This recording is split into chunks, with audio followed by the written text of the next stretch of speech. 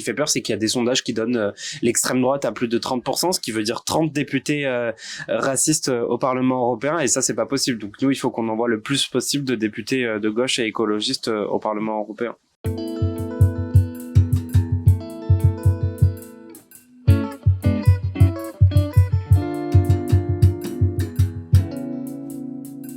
Bonjour à vous trois.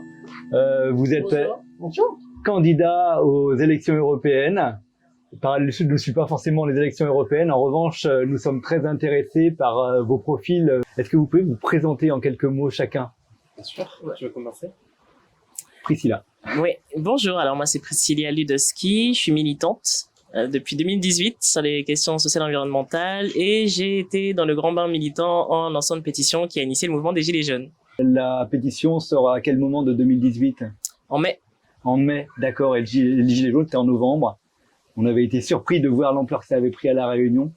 Et évidemment en France, quoi. Carrément. Amine? Donc moi, c'est Amine Kessassi, j'ai 20 ans, je suis militant des quartiers nord de Marseille. J'ai fondé en 2020 une asso qui accompagne les jeunes de quartiers populaires, notamment à l'insertion professionnelle et à la lutte contre le narcotrafic, où en fait on a un dispositif d'accompagnement des familles de victimes du narcomicide. Et donc je suis en 10e position sur cette liste des européennes. Pour essayer, d'expliquer que les jeunes ont toute leur place dans l'échiquier politique, mais que surtout les quartiers populaires doivent compter durant ces échéances, et doivent surtout être au cœur des décisions publiques qui sont prises pour nos quartiers. Et Martine? Oui, donc Martine Nourri, réunionnaise en position non éligible sur la liste, mais et militante, citoyenne engagée sur le territoire, sur des questions d'agriculture bio, de vulnérabilité, de culture, et effectivement aussi beaucoup présente sur la scène Gilets jaunes en 2018. Oui. Voilà. Quand on dit éligible, non éligible, Amine, j'ai entendu 2e, c'est ça que tu m'as dit? Hein, non, 10e. 10e, c'est éligible, hein? C'est éligible, mais que ça soit 10e ou 9e pour Priscilla, on travaille pour faire en sorte que les gens aillent voter et qu'ils votent pour nous, c'est mieux. D'accord. Mais surtout, le travail, c'est de se dire que aujourd'hui, à ces élections européennes, ce qui fait peur, c'est qu'il y a des sondages qui donnent l'extrême droite à plus de 30%, ce qui veut dire 30 députés racistes au Parlement européen, et ça, c'est pas possible. Donc nous, il faut qu'on envoie le plus possible de députés de gauche et écologistes au Parlement européen. Tu viens de faire des mathématiques simples, en fait. J'ai compris qu'à 1%, on est élu. À 10%, si vous faites 10%, il y aura 10 élus à peu près sur la liste. C'est ça, approximativement, c'est ça. C'est assez simple. Donc, on a la chance d'avoir la possibilité d'avoir 2 élus verts face à nous. De potentiel. D'accord. Tu parles du racisme. C'est un des sujets vraiment de prédilection actuellement sur Parallèle Sud. On s'inquiète de la montée des extrêmes. En France, évidemment, on a vu la carte d'Europe qui pouvait devenir bleu-brun. À La Réunion aussi, on n'est pas épargné par ces idées-là. Souvent, on nous dit que c'est les contestataires, les fâchés qui deviennent fachos. Vous venez des fâchés. En tout cas, pour Priscilla et pour Martine, vous étiez sur les barrages de Gilets jaunes. Qu'est-ce qui fait qu'on peut passer de fâché à candidat à une élection, à rentrer dans le système en quelque sorte? D'abord, il y a beaucoup de gens qui m'ont posé la question. Oui, le mouvement des Gilets jaunes, c'est apartisan, c'est pas politique. Alors si, c'est profondément politique pour ce que ça revendiquait, et c'est pas partisan dans le sens où il n'était pas question de revendiquer sa carte ou ses cartes au sein du mouvement pour pouvoir justement être le plus uni possible et avoir le plus d'impact. Mais ça n'empêche que les personnes à titre individuel étaient engagées dans plein de choses, dans l'associatif, dans des syndicats, dans des partis, parfois cumulant tout, et que certains et certaines sont même allés se sont même lancés dans les élections municipales de 2020 sur des listes citoyennes un peu partout en France. D'autres sont allés aux élections européennes de 2019 déjà, alors que c'était très frais le mouvement des Gilets jaunes à ce moment-là. Et d'autres se sont engagés pour leur parti de prédilection pour la présidentielle de 2022. Donc en fait, il n'y a jamais eu il y a toujours eu plutôt des personnes qui étaient engagées, et donc du coup, moi ça m'étonne pas de voir ces personnes retourner à des engagements, tout en militant dans la rue, tout en participant à des actions de désobéissance civile, parce que je pense que les actions elles sont complémentaires. Et donc aujourd'hui, on a une nouvelle échéance électorale qui sont les élections européennes, et donc d'autres personnes se présentent, et c'est aussi un moyen de se dire, on a essayé pas mal de choses, on a aussi constaté ce qu'était le bilan des politiques menées entre 2018 et aujourd'hui. Il y a suffisamment de recul pour se dire aussi peut-être qu'on peut contribuer à faire bouger les lignes en entrant dans les institutions.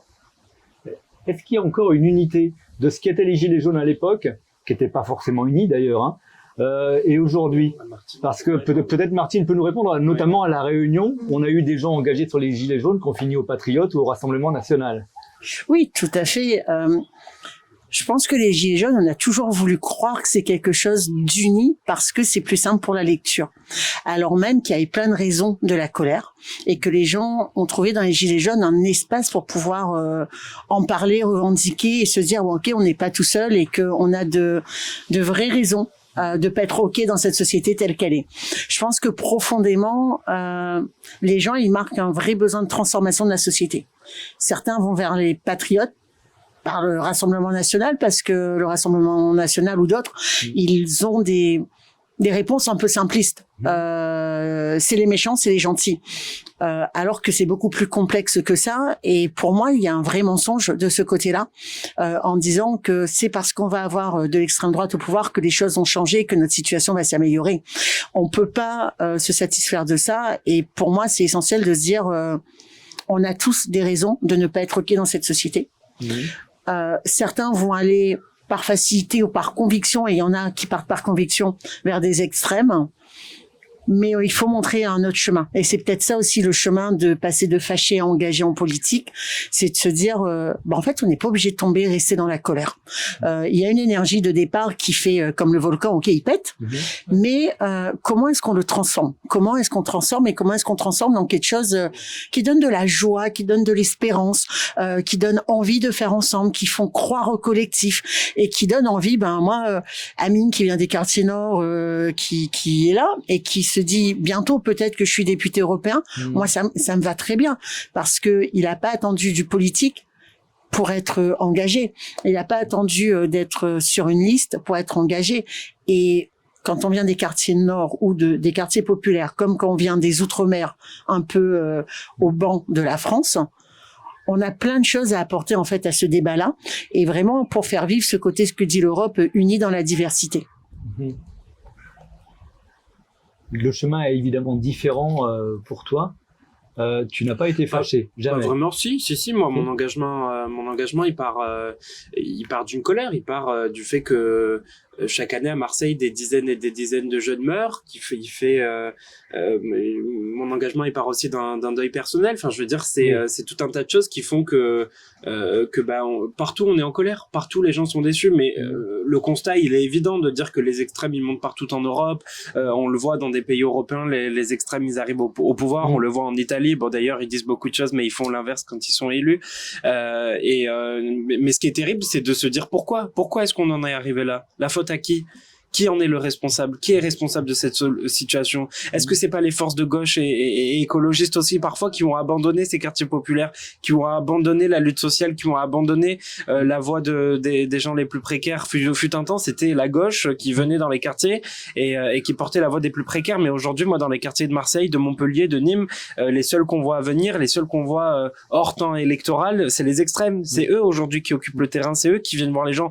Donc à un moment, c'est soit il y a un sursaut et on constate cet échec collectif et des militants et du politique, et il y a un réel sursaut qui fait que aujourd'hui on se lève, quoi, qu'aujourd'hui qu'on reprenne la place centrale qui est celle des forces progressistes et qui veulent justement un réel changement, mais avec les gens concernés par les problématiques, avec les gens qui vivent ces problèmes, avec les gens qui vivent en outre-mer, avec les gens qui vivent dans les quartiers, et c'est pas de se dire on va porter la parole des gens, on va les représenter, mais vous restez chez vous et c'est nous qui vous défendons. Et ça, d'ailleurs, nous on ne le veut pas, et aujourd'hui vous en avez la preuve avec les trois candidats et candidates que nous sommes. Tu disais que c'est venu d'un deuil. C'est ton frère qui est décédé dans un incendie de voiture, c'est ça? C'est ça, mon frère a été assassiné dans ce qu'on appelle les narcomicides. Oui. Et il avait 22 ans, c'était après que j'ai fondé Conscience, l'association que je présidais. Et donc effectivement, c'est ce qui m'a poussé moi à m'investir sur ces questions de narcomicide et ces questions de justice sociale. D'accord. Oui, j'allais dire par rapport à ce qu'Amine vient de dire, c'est aussi pour ça que peut-être on transforme l'engagement en quelque chose de plus institutionnel. Parce que il y a aussi des limites quand on milite. On l'a vu pendant le mouvement des Gilets jaunes, il y a eu beaucoup de répression policière, judiciaire, beaucoup d'intimidation, beaucoup d'interpellations abusives, etc. Et ça a été documenté à maintes reprises. L'ONU l'a dénoncé à plusieurs reprises et l'a redénoncé encore en 2023 avec la réforme des retraites où il y a eu encore de la mobilisation avec beaucoup de répression. Donc, en fait, ce qui est dommage, c'est que les discours qui sont portés par le gouvernement qui est du coup sur son deuxième, enfin avec Emmanuel Macron sur son deuxième mandat, donc en fait c'est un peu le même type de gouvernement, fait que on a suffisamment de recul pour dire que c'est un bilan catastrophique à tous les niveaux, que ce soit social, que ce soit écologique, que ce soit sur la question des libertés qui ont été en recul, et ce sont des terrains favorables pour la montée des extrêmes qui montent à l'échelle nationale, à l'échelle locale sur ce terrain où en fait ils diffusent des infos qui sont complètement fausses, parce qu'à côté de ça les gens savent pas qui votent, en tout cas ceux qui ne votent pas par conviction pour les extrêmes ne savent pas qu'ils votent des mesures antisociales et anti-écologiques, et c'est aussi important de le dire parce que il y a cette question, il y a les personnes qui votent par colère, par désespoir, par résignation, vont pas dans le fond du programme. C'est émotionnel, donc c'est important aussi de dire que c'est important de regarder les programmes parce que les temps sont difficiles pour tout le monde, les crises elles sont de plus en plus fortes, et que donc on peut pas en fait se dessaisir de ce pouvoir citoyen par dépit. En fait, il faut se saisir de ce droit de vote pour faire en sorte que ce soit les personnes qui se soucient des gens, qui sont sociales, qui soient au pouvoir et qui soient dans les instances décisionnelles. Et c'est assez difficile de déceler comme ça, à première vue, dans les programmes du Rassemblement national, leur héritage fasciste. Comment vous faites pour l'expliquer? Parce qu'évidemment, vous êtes en contact avec ces gens en colère qui disent « Ah bah tiens, on n'a jamais essayé Marine, allons essayer un coup ». Quels sont les arguments que vous leur opposez? Au-delà de cet héritage-là, ce sont les mesures qu'ils votent. En fait, il faut aller regarder ce qu'ils votent. Ils ont voté contre le revenu minimum européen, ils ont voté contre l'obligation de payer les stagiaires, ils ont voté contre la refondation de la PAC pour que les agriculteurs aient un revenu digne et puissent vraiment ne pas se retrouver face à 6 enseignes qui mangent plus de 90% du marché.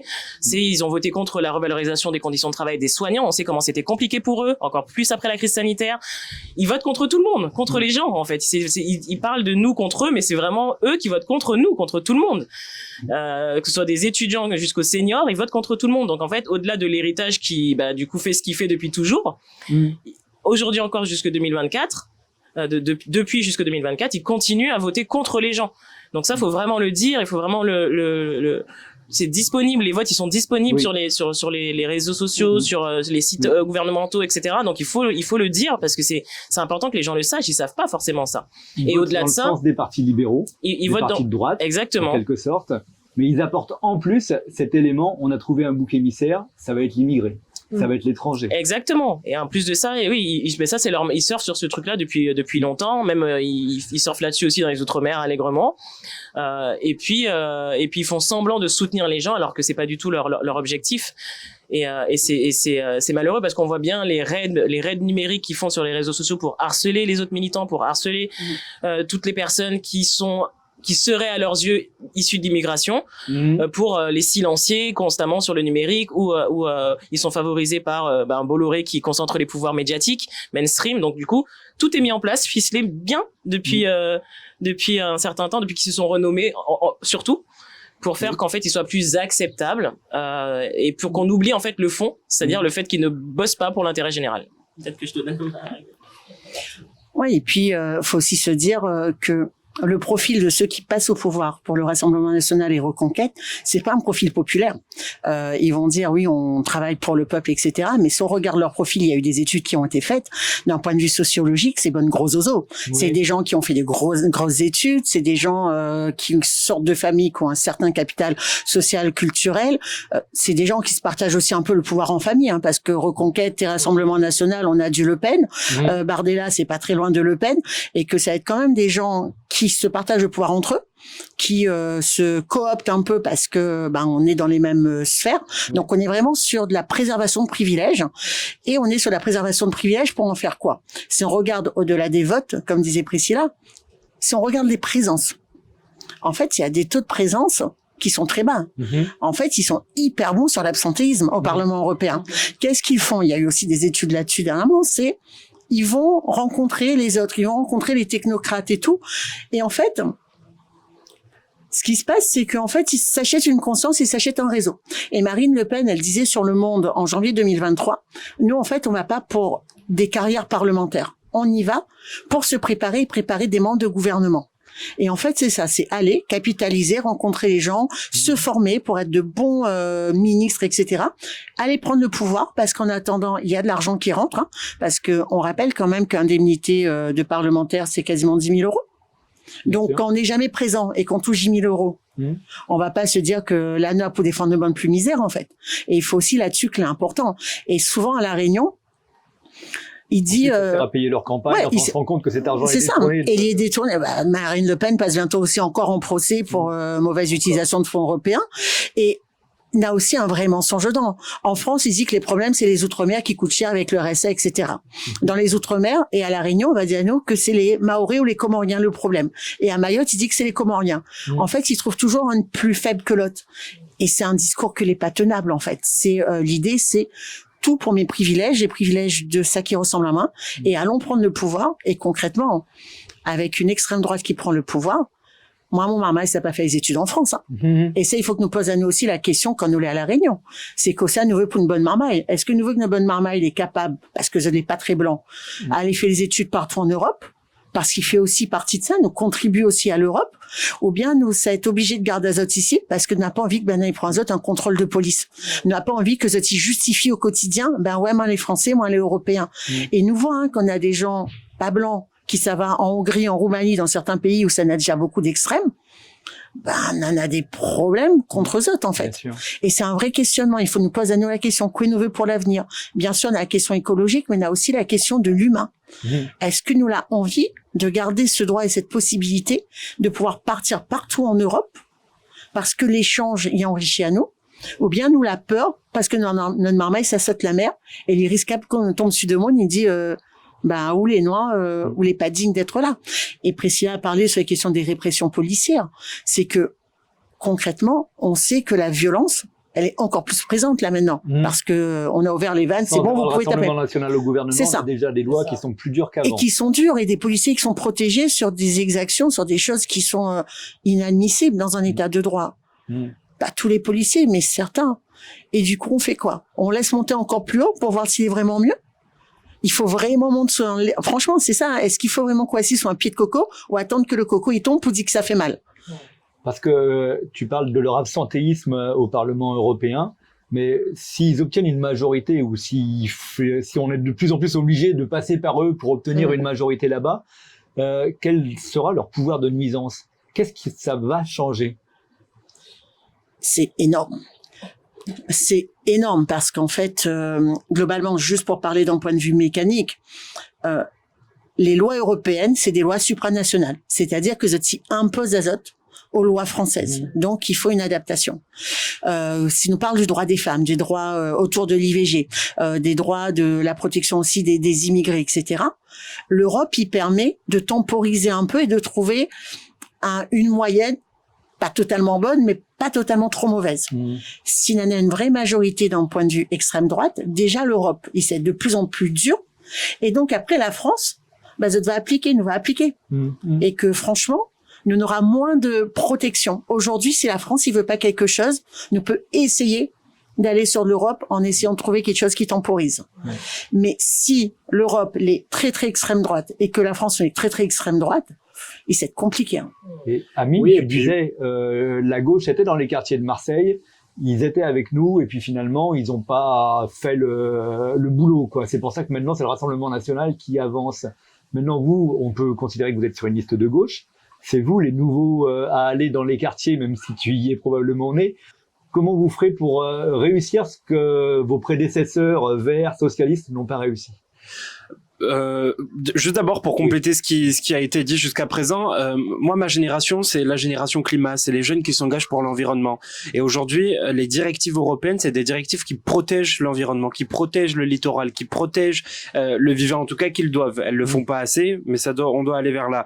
Politique agricole commune, les accords de libre-échange, tout est négocié au Parlement européen. Et si on a une Europe qui est de plus en plus brune, c'est une Europe qui ressemblera à une Europe sectariste, à une Europe qui se renferme sur elle, à une Europe qui oublie ses valeurs, qui étaient des valeurs de partage, d'échange, de commerce, etc.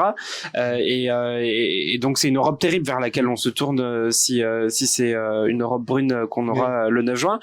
Et puis après peut-être pour laisser les autres répondre sur comment nous et pourquoi pas les autres. Enfin ça je saurais pas y répondre parce qu'on n'est pas plus brillant que les autres ou pas plus con que les autres d'ailleurs. Mais c'est juste que la particularité de nous c'est que quand Martine parle des outre-mer, le matin dès qu'elle se lève dans les outre-mer quoi. Moi quand je parle des cités, je parle des quartiers nord, je me lève dans mon quartier et Priscilla c'est la même chose. Donc je pense que la particularité c'est ça, c'est notre ancrage au terrain, c'est que nous on n'est pas né d'un engagement politique qui s'est traduit à un engagement associatif plus tard, on est né d'un engagement associatif qu'on a porté, qu'on a tenu, Priscilla que ça soit avec les Gilets jaunes, pour Martine aussi ou moi avec Conscience, c'est des engagements qu'on a porté, qu'on a construit et donc qui font qu'on a cet ancrage au terrain et cet ancrage au réel. Et puis aussi pour parler un peu de l'équipe qu'on a, Priscilla a des gens autour d'elle, j'ai des gens autour de moi et je pense que ces personnes-là elles sont assez fortes pour nous ramener au terrain à chaque fois et nous rappeler à la réalité. Peut-être pour compléter, ce qui est un challenge, c'est que il y a une forte défiance envers les institutions, envers le modèle de démocratie qu'on a aujourd'hui et envers les politiques. Et donc ça fragilise aussi des connexions qu'on peut avoir d'aller en politique. Quand on a toujours bossé avec des gens qui font plus confiance, c'est difficile parfois d'expliquer qu'on se lance, même s'il y a la compréhension de la nécessité d'être dans des institutions, il y a aussi cette crainte qu'on n'y arrive pas, qu'on se retrouve englué dans un mécanisme qu'on comprendrait pas, etc. Et donc il y a cette crainte-là qui est transmise, en même temps que des fois des encouragements, donc c'est mitigé. Mais surtout, c'est important de rester connecté, si jamais, même si on entre au Parlement, c'est de pas se déconnecter de tout ce tissu militant, associatif, etc.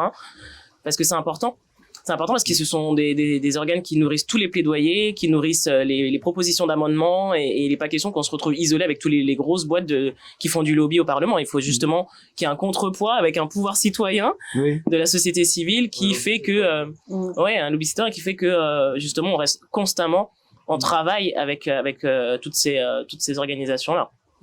Mais il y a quelque chose dans le discours à La Réunion et peut-être en France aussi que j'entends moins, mais c'est qu'on ne trouve pas de politique pour démonter les arguments du Rassemblement national contre la pression migratoire. Alors qu'elle est évidente, la pression migratoire. En fait, c'est bien normal qu'avec le réchauffement climatique, il va falloir accueillir de plus en plus de monde.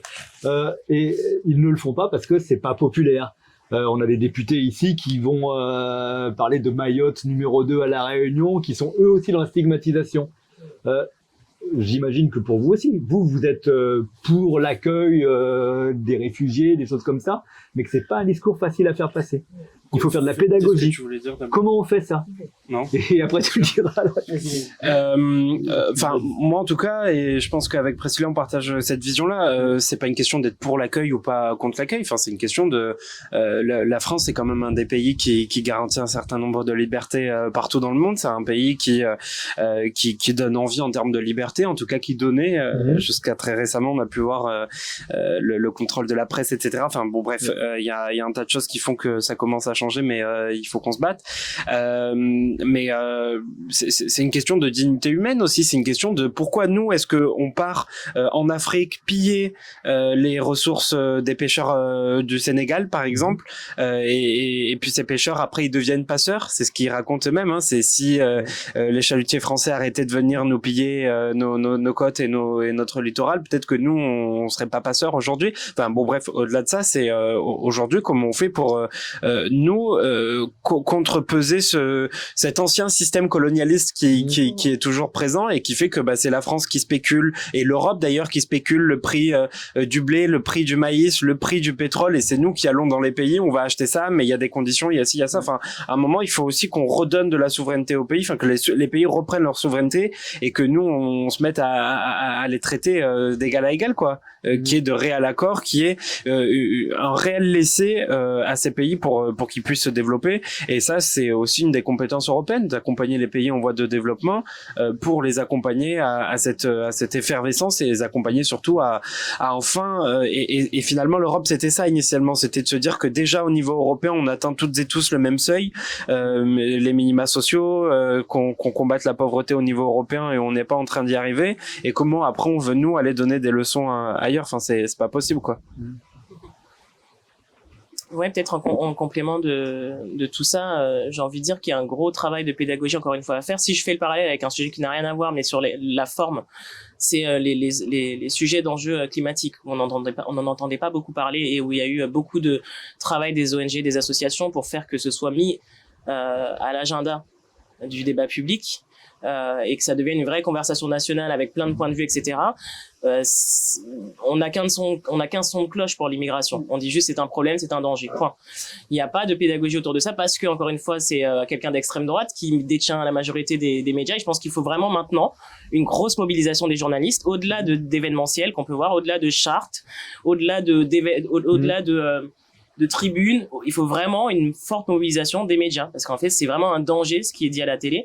Ça fait peur aux gens, ils ont de vraies craintes là-dessus, alors que c'est pas du tout justifié. Je me souviens d'un journal national qui avait fait toute une page pédagogique pour expliquer qu'en fait non, les personnes qui arrivent ne vous volent pas votre travail, non, elles ne vous volent pas vos minima sociaux, c'est faux. Ça avait été bien décrit et décrypté entièrement. C'est vrai que à mesure que le dérèglement climatique prend de l'ampleur partout dans le monde, les personnes devront se réfugier, ça commence déjà, il y a des populations qui se déplacent à cause de la montée des eaux et plein d'autres choses, mais en fait c'est comment on s'organise collectivement pour faire face à ça.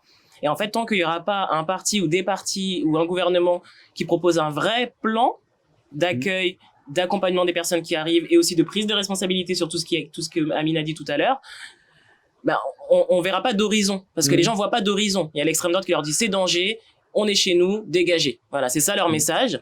N'ayant pas de projet de société collectif alternatif posé sur le papier par un gouvernement avec tout ce que dit Amine, la dignité, etc., la solidarité, c'est pas palpable ça pour les gens. Ils entendent que le discours haineux de l'extrême droite et du coup ça fait appel à leurs émotions, à leurs craintes, et en fait ils votent aussi par rapport à ça, alors même que les mesures sociales elles sont pas là dans leur programme, quoi. Donc c'est grave quand même, parce que la première préoccupation des gens c'est leur pouvoir de vivre, le pouvoir d'achat.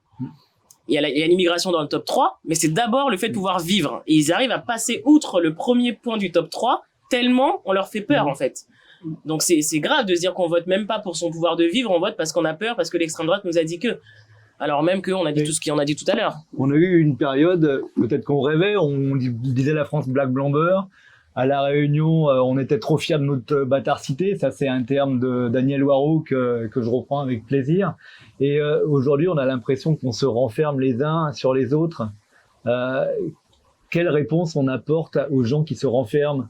Ils croient que ça va les protéger économiquement, mais comment on leur dit, non, ouvrez-vous au métissage, ouvrez-vous à l'autre, et la solution est sans doute là. Il y a une question de nouveau récit, en fait. Oui. C'est un récit qui est basé sur, on nous dit que l'immigration égale danger. Et si on réécrit ce récit en disant que, en fait, on peut travailler en coopération au sein d'un pays et entre les pays. Le récit qui est dominant, c'est la compétition. Il faut être meilleur, il faut avoir American way of life, il faut tout ça.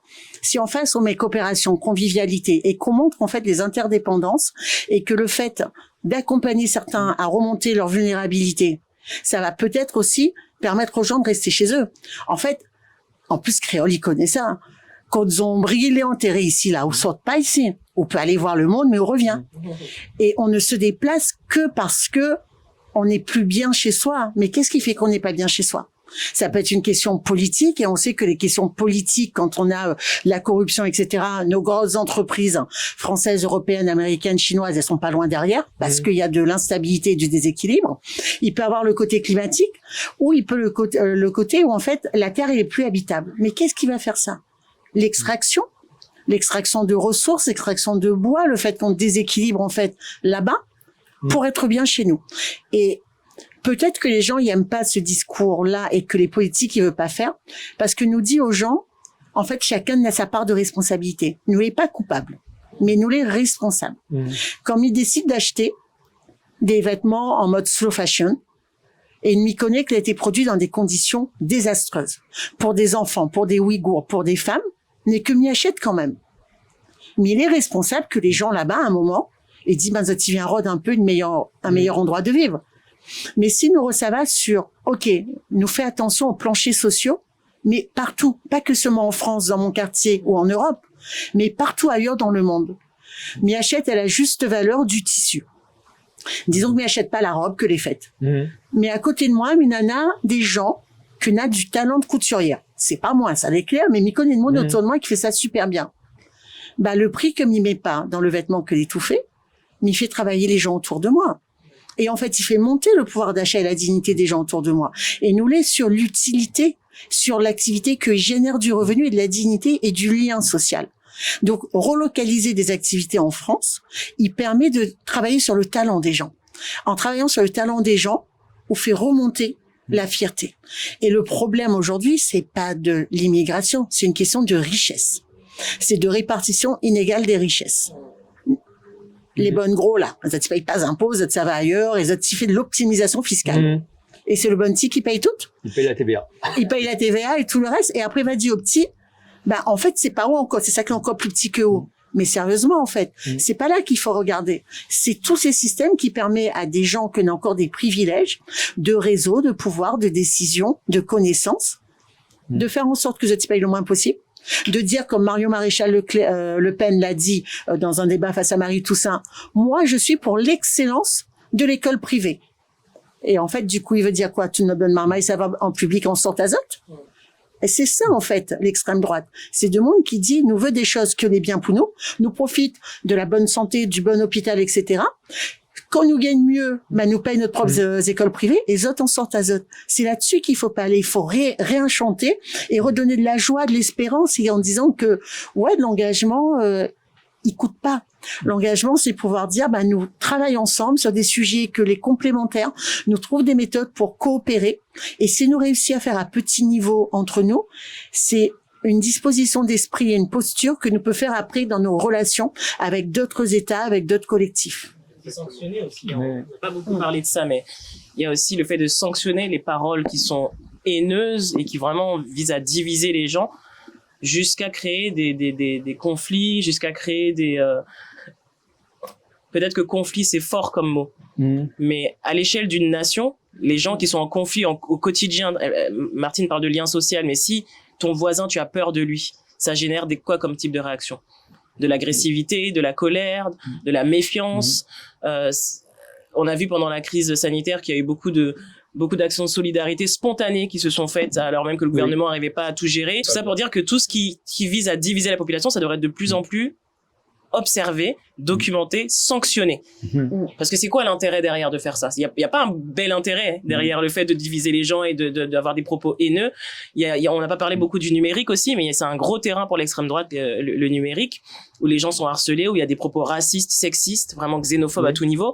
Donc, si à côté de ça, vous avez des propositions sur le numérique pour justement éviter l'enflammement raciste du numérique? Lutter réellement contre le cyberharcèlement. Il ne s'agit pas seulement de dire oui, on signale un post. Non, il faudrait qu'il y ait des bureaux à Facebook, à Twitter, bureaux où on peut vraiment aller se plaindre, où on peut vraiment porter des cas devant la justice et où vraiment les personnes seront plus anonymisées dès lors qu'on porte plainte et qu'il puisse y avoir des vraies sanctions. Parce que pourquoi ces personnes-là elles continuent? Pourquoi on se fait harceler au maximum sur les réseaux sociaux, et qui plus est les femmes noires, ça va être documenté par les Américains, mais pas que. Et à un moment donné, si les populations dites minoritaires sont obligées de déserter l'espace numérique, ils ont encore plus d'espace d'expression pour faire pour diffuser des messages haineux. Donc il y a aussi le sujet, il y a le rôle, je disais tout à l'heure, le rôle des médias et le fait qu'il faille se mobiliser, mais il y a le rôle de la justice. Qu'est-ce qu'ils font en fait à ce niveau-là? Enfin, moi j'ai été personnellement attaqué sur les réseaux sociaux de manière hyper décomplexée par l'ex-directeur de campagne de Marine Le Pen, le père Pen.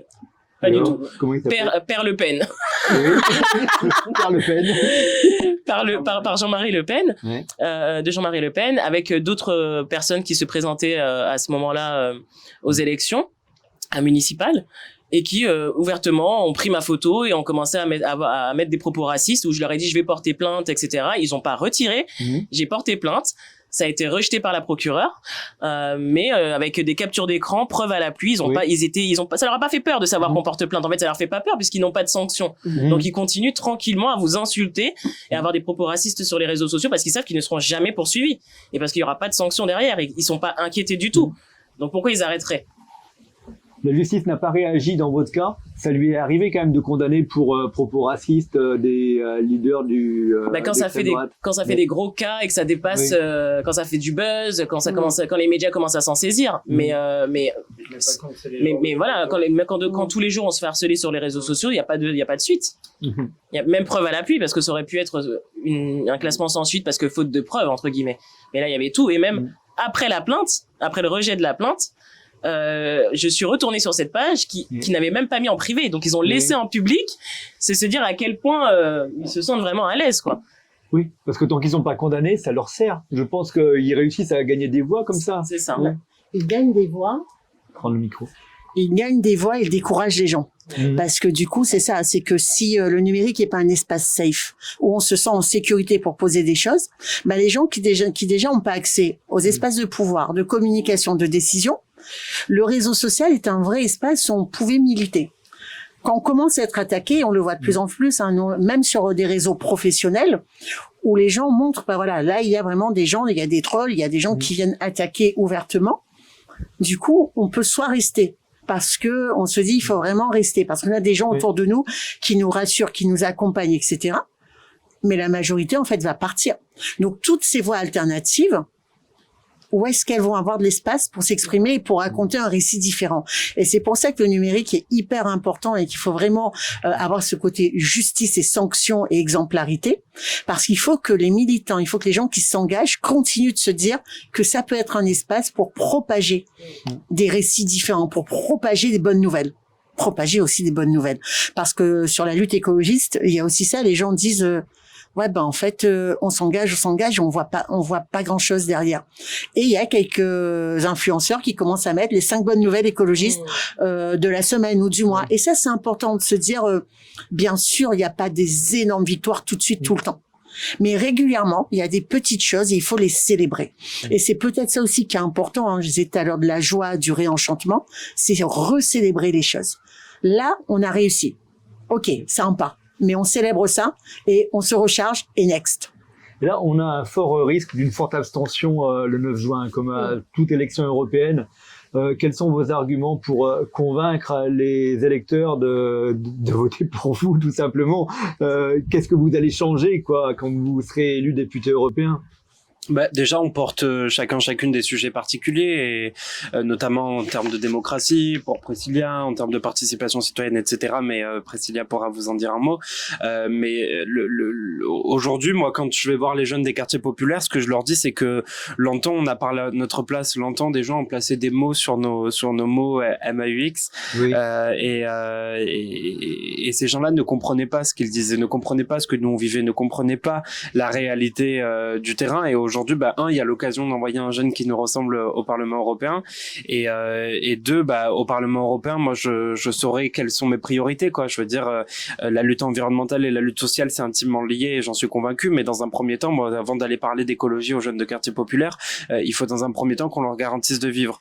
Et pour ça, il faut qu'on ait une réelle lutte européenne contre le narcotrafic. Aujourd'hui, on voit que les réseaux de drogue ne sont plus juste des réseaux de quartier. Aujourd'hui, c'est de réels réseaux européens. Il y a des jeunes Marseillais qui gèrent des réseaux en Belgique, en Italie, en Espagne, des jeunes Nîmois, pareil, qui gèrent des réseaux européens.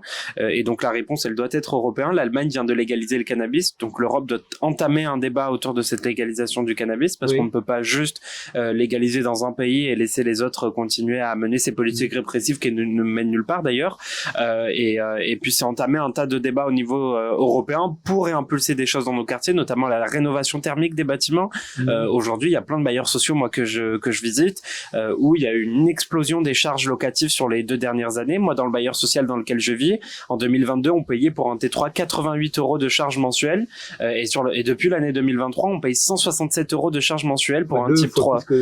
Fois quasiment 3, quoi. Enfin, c'est terrible. C'est terrible de se dire aujourd'hui que même dans le logement social, on subit cette crise. Donc l'Europe, elle a une compétence sur la rénovation thermique des bâtiments et elle donne des finances aux bailleurs sociaux, et donc il va falloir agir là-dessus. Mais c'est d'expliquer aux jeunes, de dire que on est toutes et tous déçus des politiques passées dans nos quartiers, en Outre-mer, on en a vu, des gens qui viennent nous promettre mondes et merveilles, on en a vu. Mais j'ai l'impression que c'est de la com aussi. Ici aussi, ils ont fait des opérations anti-drogue. Oui, Place Net, XXL, etc. Oui. Mais c'est que de la com. Qu'est-ce qu'il faut faire? Ce qu'il faut faire, c'est concrètement écouter les gens qui vivent sur place. Les gens qui vivent sur place, ils nous disent quoi? Aujourd'hui, la répression, elle ne sert à plus rien. Donc, c'est avoir un nouveau discours autour de la guerre de la drogue. C'est aussi admettre qu'on a perdu. Il faut le dire, tout simplement. On a perdu face à la guerre de la drogue. Et ça, il faut un courage politique pour le dire. Il faut avoir vécu des choses aussi pour admettre cet échec face à la guerre de la drogue. Et puis surtout, il faut revenir sur ce que Nicolas Sarkozy a fait. Moi, du haut de mes 20 ans, je ne veux pas inventer des solutions. Mais Nicolas Sarkozy a retiré la police de proximité qu'il y avait dans nos quartiers. D'ailleurs, on n'appelait pas ça des policiers, on appelait ça des grands frères, nous, dans les quartiers. C'était des grands frères, des gens qui connaissaient les jeunes. Il a dit, c'est pas des animateurs de quartier. Nicolas Sarkozy s'est trompé. Aujourd'hui, lui qui a un bracelet électronique, il doit savoir ce que c'est la police de proximité. Donc, non, moi, je trouve ça terrible, vraiment, cette façon dont on fait du social. Karcher, ça lui a fait gagner quelques points dans les sondages. Mais non, c'est pas comme ça que ça fonctionne. Donc, c'est vraiment remettre du social et remettre de la dignité dans les quartiers. Faire en sorte que les gens, ils se sentent dignes, que les gens, ils se sentent citoyens, que les gens, ils se sentent concernés, et aussi que les gens puissent décider, quoi. Décider de la couleur qu'aura leur bâtiment, de la couleur qu'il y aura lors de la rénovation urbaine dans leur cité, de la couleur du hall d'immeuble, des détails, mais des détails importants pour que les gens se sentent chez eux. Et ça, c'est ce qu'il y a de plus important, je pense. Alors moi, pour ma part, j'ai envie de travailler sur 3 gros volets. C'est la démocratie participative. Ça, c'est un truc où je pense qu'il n'y a pas de surprise pour les gens qui me connaissent avec qui j'ai travaillé, parce que j'ai à cœur de travailler sur un sujet qui va être difficile. C'est le fait que les parlementaires, les eurodéputés puissent légiférer. Il y a eu un grand chemin qui a été fait, puisqu'avant c'était vraiment que consultatif. Ensuite, ça a été en co-législation entre guillemets avec le Conseil de l'Union. Et l'idée, ce serait que les eurodéputés puissent initier à leur tour et ne puissent plus être seulement en proposition d'amendement. Donc ça, c'est vraiment donner plus de pouvoir à l'eurodéputé pour un peu contrer les personnes qui n'ont pas intérêt à mettre des politiques sociales et écologiques en place, parce que on l'oublie souvent, mais quand on nomme un président, quand on vote pour un président à l'échelle nationale, qu'ensuite il choisit son gouvernement, le président en question siège au Conseil de l'UE et les ministres siègent au Conseil aussi. Donc au Conseil européen pour le président et au Conseil de l'Union pour les ministres. Donc en fait, on se retrouve au Parlement européen avec en face des mêmes contre qui il faut se battre à l'échelle nationale, et en n'ayant pas de pouvoir d'initiative législative. Donc c'est compliqué. Donc ça, c'est un truc que j'ai envie de porter. C'est la deuxième chose, c'est le RIC européen. Le fait qu'on puisse, alors c'est différent de l'ICE qui nécessite qu'il y ait 7 personnes à l'échelle de l'Union. Oui, c'est référendum d'initiative citoyenne à l'échelle européenne. Oui. Et donc c'est différent de l'initiative citoyenne européenne qui nécessite qu'il y ait 7 personnes dans l'Union européenne pour porter une pétition au sein du Parlement et face à la Commission. Là, l'idée, c'est qu'on puisse, à titre individuel, lancer cette pétition et faire qu'on puisse interroger et déclencher un référendum à l'échelle de l'Union. Ce serait vraiment inédit, mais c'est quelque chose de fort. Et après, de faire en sorte qu'on puisse avoir des panels citoyens plus représentatifs et plus larges. Ça existe déjà, mais qu'il y ait des vrais dispositifs d'assemblée citoyenne, on va dire, pour faire que ça puisse être beaucoup plus juste, comme ce qui existe déjà en Belgique, mais à l'échelle nationale. Ils ont des commissions paritaires fixes où en fait ça mêle citoyens et parlementaires et ils bossent ensemble. Et il faut avoir maintenant du recul pour savoir comment ça se passe. Mais en tout cas, ils étaient venus en parler déjà en France en 2022. Et donc, ce serait bien de savoir ce qui leur sort pour tirer des bonnes leçons, des bonnes pratiques de ça. Pourquoi cet intérêt citoyen pour le développement de la citoyenneté te tient tant à cœur? Ça vient d'où? Ça vient d'où? Ça vient du constat que les mesures, elles sont de moins en moins justes. Ça vient de la pétition sur la taxe carbone avant les Gilets jaunes, sur le fait de dire, en fait, si on met des mesures écologiques en place, faut pas qu'elles impactent négativement toujours les mêmes personnes. Donc, c'est de dire, puisque les mesures, elles sont souvent injustes, comment on fait pour les rendre plus justes? C'est de contribuer en tant que personne impactée, concernée ou qui travaille dans le domaine, d'être obligatoirement par un système mis en place, impliqué d'office dans la construction de la mesure pour faire qu'elle soit le plus juste possible. Et donc ça nécessite qu'on re-questionne la démocratie représentative et qu'on l'associe à la démocratie participative, chose qui fait peur aux gouvernants, comme Macron qui avait dit que c'était une menace pour la démocratie représentative et que c'était antidémocratique de mettre un RIC. C'est dire à quel point ça leur fait peur. Bon, là, on n'a pas d'exemple de moment où ça ait fonctionné. On nous a toujours fait croire, allez, on va plus vous donner la parole, on va faire des conseils municipaux citoyens, etc. Parce qu'il y a pas de, chaque fois, il n'y a pas de lien à la décision. C'est-à-dire que le dispositif, à la fin, il y a un blocage institutionnel à la fin. On va pas rentrer dans tous les détails, mais en fait, l'expérimentation du dispositif, je te passe le micro après. L'expérimentation des dispositifs, il y a plein de modèles qui existent, il faut les tester, il faut les adapter. Il y a plein d'experts, de gens qui ont expérimenté des choses à l'échelle très locale et à l'échelle nationale. C'est pas le problème de si le dispositif fonctionne. La libération collective, ça a toujours fonctionné. Il y a plein de modèles partout. C'est comment on fait après pour transformer la proposition en décision effective. Et c'est là que ça bloque. Et c'est là que, avec d'autres, on a milité pour qu'il y ait une institutionnalisation de ce dispositif, pour faire qu'à un moment donné, automatiquement, on se soit obligatoirement transposé dans la loi, dans les règles, etc.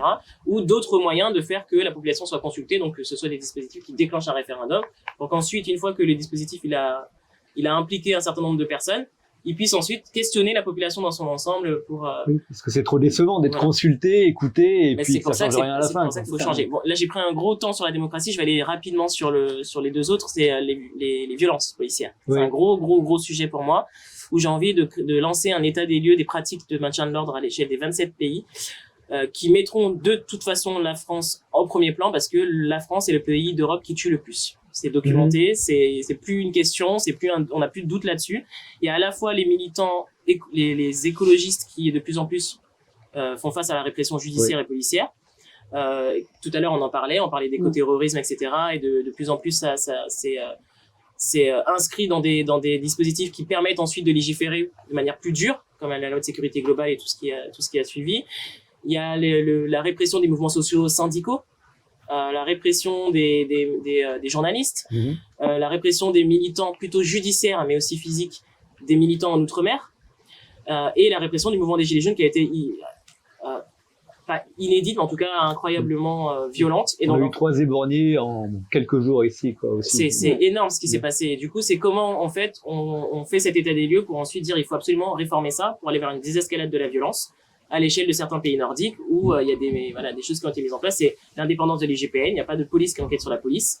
C'est la fin du LBD, la fin du GLF4, la fin des NAS, la fin des courses-poursuites mortelles, la fin des contrôles aux faciès, ou en tout cas les réglementés, etc. Donc, enfin, pas de contrôle aux faciès, mais en tout cas faire qu'il y ait des récépissés qui limitent les contrôles aux faciès. Donc en fait, c'est faire en sorte que ça touche à la démocratie, déjà. Parce que on a de moins en moins de liberté, moins de pouvoir d'agir, moins de pouvoir citoyen, etc. La police tue plus en France que dans tous les autres pays. En quelques chiffres, c'est combien? La police française est la plus répressive, la plus meurtrière. C'est les deux. Donc 861 personnes décédées à la suite d'une intervention entre des forces de l'ordre, bien sûr, entre 77 et 2022. 86 mineurs et 80 agents n'étaient pas en service. Donc ça questionne aussi la liberté d'action en dehors de son cadre professionnel. Donc il y avait 489 personnes qui ont été tuées par arme à feu. 275 étaient tuées, mais elles n'étaient pas armées à l'origine. Et en fait, même si ça justifie pas qu'on attaque les forces de l'ordre, il y avait là-dessus que, entre guillemets, 74 personnes qui avaient attaqué les forces de l'ordre. Donc la proportion entre le nombre de tués et les personnes qui étaient vraiment dans l'offensive, dans l'agression des forces de l'ordre, c'était pas tellement ça. Il y a eu 13 personnes suite à un refus d'obtempérer et seulement 5 policiers ont été mis en examen. C'est dire aussi la question de l'IGPN, l'indépendance, les enquêtes, etc. On se rappelle pendant le mouvement des Gilets jaunes où tout d'un coup, quand on portait plainte, il y avait plus de caméras qui fonctionnaient à Paris. On nous disait, en fait, on n'a pas de preuves. Oui. Et même quand il y en avait, parce que moi, j'avais été à l'IGPN et avec image à l'appui, ça a été classé sans suite. Même après une visite médicale, même avec témoins. Enfin, bref, il y a un vrai sujet sur l'indépendance de l'enquête et même une question une chose qui est dans le programme, c'est aussi de donner plus de pouvoir aux défenseurs des droits, évidemment pour les questions écologiques, mais même d'un point de vue général, parce qu'il y a plein d'avis, d'auditions qui sont faites et d'avis qui sont rendus, de rapports, mais qui retombent un peu comme un soufflet, et notamment le défenseur des droits avant l'actuel défenseur, qui est une femme, avait documenté largement le contrôle au faciès, dont on doute encore aujourd'hui, dont on ose encore douter aujourd'hui. Ouais. Et bon, après, j'ai pas parlé évidemment de toute la question de la répression écologique, etc., qui monte en puissance. Oui, ces chiffres sont à comparer avec les autres polices européennes qui en sont très loin, quoi, visiblement. Ben, en tout cas, sur 27 pays, si on dit que c'est la France qui est sur le podium, c'est quand même qui est la première, c'est quand même gravissime. Pour un pays dit des droits de l'homme, etc., c'est pour une démocratie, c'est quand même gravissime. Et après, l'autre volet, c'est Outre-mer, mais je vais pas rentrer dans le détail. Vous avez le programme, et je passe la main à Martine parce que j'ai beaucoup parlé. Oui, en fait, la question de départ, c'est comment est-ce qu'on convainc les gens pour dire venez voter le 9 juin. C'est votre coup. Et vote pour nous, ça c'est. En tout cas, les choses sont claires, c'est que moi, comme il dit ça, mais il dit pas vote pour moi parce que m'y sera pas, mais vote sur une méthode, un processus, et vote aussi sur un bilan, parce que mine de rien, ce que nous disait, c'est que les Européens, les eurodéputés verts, vous êtes représentés actuellement uniquement 10% des députés au Parlement européen. Et ça a eu quand même des victoires. Ça a quand même réussi à faire bouger des choses, seulement en étant à 10%. Mais il faut beaucoup plus parce que l'urgence est là. Donc il faut réussir à mettre une vraie force, encore plus, pour pouvoir faire bouger les choses. Pourquoi est-ce que l'important d'aller voter? Parce que ce que nous disait, l'Europe à La Réunion, elle est hyper présente. Et nous connaît que sur les fonds européens et tout ça, c'est toujours les mêmes que Nana, c'est les gros que Nana, les grosses institutions, les grosses structures, les grosses entreprises. Alors même que Nana a des besoins auprès de porteurs de projets, des faiseurs de changement, qui est vraiment acteurs de terrain, qu'ils pourraient avoir besoin de ces fonds-là pour amorcer, mais il est tellement compliqué à monter, il a tellement besoin d'avance et tout ça, qu'en fait, nous, ça pas chercher ces fonds-là. Alors même que c'est là où on peut avoir de l'impact. Souvent, les politiques, ils disent, oui, mais il n'a pas une preuve qu'il fonctionne. Mais en même temps, nous n'avons pas les moyens de mettre en place ces preuves-là. Parce que nous rappelle que ça clé aux places de décision, aux places de pouvoir et aux espaces de communication, c'est souvent les mêmes dans un petit espace de privilégiés. Et que l'idée, c'est vraiment aller essayer de autre chose. Notamment pour ça qu'ils disent, tu veux essayer autre chose. Sur les verts, en tout cas, les écologistes, c'est que sur la liste là, en tout cas sur les premiers éligibles, les 10-15 premiers éligibles, n'a point été au gouvernement encore. Donc, personne n'est comptable de ce que Macron l'a pu faire. Et nous connaît comment le gouvernement Macron et ses mesures ici n'est pas hyper populaire ni positive, d'accord? Donc c'est vraiment ça, c'est en ayant des gens comme Priscilla, comme Amine, comme Marie Toussaint et comme tous les autres, c'est aussi se dire que nous fait des alliances et tester cet espace de coopération. Et souvent, les gens, ils peuvent dire, ouais, mais ça, Zatikos, comme tout le monde, vous allez en campagne. Nana a des preuves. Marie Toussaint, elle a été, elle est déjà eurodéputée. En juin dernier, nous l'a été une vingtaine à retrouver à nous à Marseille, parce que Marie, au lieu d'utiliser ses indemnités pour des petites choses, pour faire du politicien, elle a gardé ces indemnités-là pour réunir une vingtaine de personnes.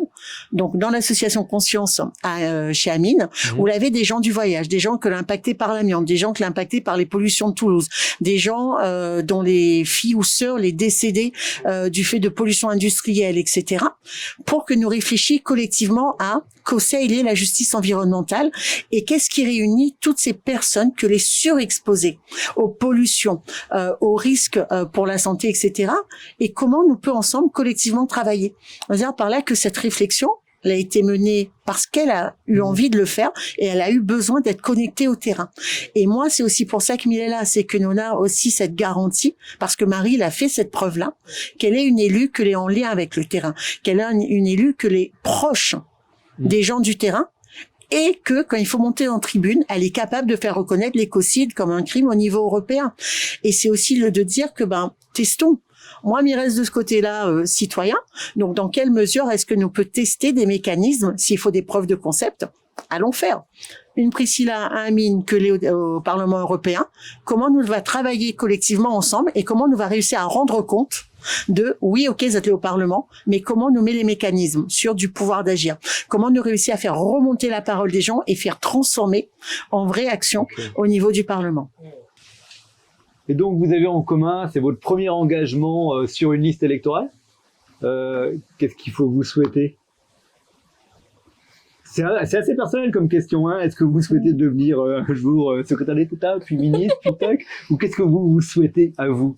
Peut-être que déjà, je peux rebondir sur le troisième cas que j'ai pas évoqué tout à l'heure. C'est faire parler les Outre-mer au Parlement. Voilà déjà ce que je souhaite. C'est un vrai souhait. Que j'y sois ou que j'y sois pas, c'est un vrai souhait. Faire qu'en fait, il y a un intergroupe qui mette autour de la table les gros acteurs qui défendent les intérêts de la population de chacun des 11 territoires habitables des Outre-mer. Ça, si ça existe, c'est déjà pas mal. Parce que là, il n'y a pas vraiment d'instance qui défend, pardon, les intérêts des populations ultramarines. Ça, c'est un vrai, si j'arrive à faire ça, je serais déjà très heureuse. C'est très ambitieux déjà. Mais c'est important parce que c'est toute la question des voix niées, des voix méprisées, des personnes qu'on n'entend pas, et qui ont beaucoup à dire et qui savent exactement de quoi elles parlent, mais qui n'ont pas de micro. Et en fait, c'est pouvoir aller amener, en fait, ce micro, le mettre au centre du Parlement et dire, voilà, maintenant, vous allez les écouter parce qu'il y a des choses qui vont pas, on le sait. Et c'est important que ce soit les bonnes personnes qui les portent et pas les lobbies. Qu'est-ce que tu te souhaites, Amine? J'allais dire du courage, mais voyant Priscilla et Martine, je me dis qu'on n'en a pas besoin. Enfin, en tout cas, on n'a pas besoin qu'on nous le souhaite. Ouais. Mais peut-être dire, enfin moi en tout cas,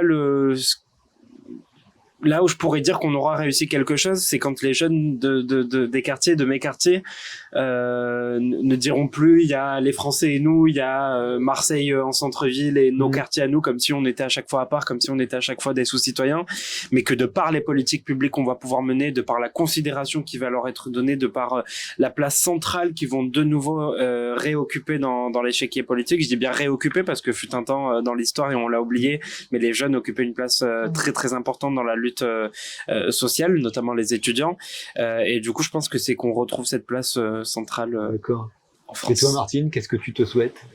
Du repos. Non mais je dis ça en rigolant, mais pas tant que ça. C'est que on est nombreux sur le terrain, et je disais soit entrepreneurs, associatifs, activistes, etc., à toujours travailler parce qu'on compense les politiques publiques qui font pas le taf. Et si on a des gens qui nous représentent réellement, qui font de la vraie politique au service de l'intérêt général, des plus vulnérables, etc., ça veut dire que nous, on aura moins besoin de nous. On pourra aussi se consacrer un peu plus à nos enfants, un peu plus à d'autres choses. Et finalement, c'est ce que je souhaite un peu à tout le monde, c'est de se dire qu'il y ait assez de gens dans le Parlement européen, dans les différentes instances de décision, qu'on n'a pas besoin de convaincre parce qu'ils sont déjà convaincus. Parce qu'un vrai travail, je pense, qui épuise tout le monde, c'est à chaque fois de dire aux gens, mais si, regardez, c'est légitime, c'est vrai, c'est appuyé, c'est documenté. Et en fait, on fait du travail de chercheurs, on fait du travail de juristes, on fait du travail d'entrepreneurs, de recherche et développement, etc., sans être, entre guillemets, légitimé au titre de puissance publique. On le fait parce que d'un point de vue engagement, citoyenneté, on sait que c'est ce qui doit être fait. Mais moi, franchement, je souhaite à tout le monde qu'on ait des politiques qui mettent en place des politiques publiques qui donnent toute leur place à ce qu'on va appeler les plus vulnérables. Soit parce qu'ils sont en marge de la société, en marge des espaces de pouvoir, en marge des espaces d'éducation, pour que toutes ces personnes-là puissent porter leur voix sans avoir peur. En étant reçu, on peut aller porter plainte à la police sans qu'on nous dise « mais vous êtes sûr que vous n'étiez pas habillé trop court ?» ou bien « vous êtes sûr que vous ne les avez pas provoqués ?» Et c'est juste ça, en fait, un pays qui fonctionne parce qu'on aura des gens avec qui on pourra co-construire un système qui fonctionne. Si vous avez aimé cette vidéo de Parallèle Sud, média réunionnais indépendant, partagez-la. Et si vous voulez soutenir la liberté de la presse, faites un don sur notre site parallèlesud.com. L'info est un droit, mais elle a un prix.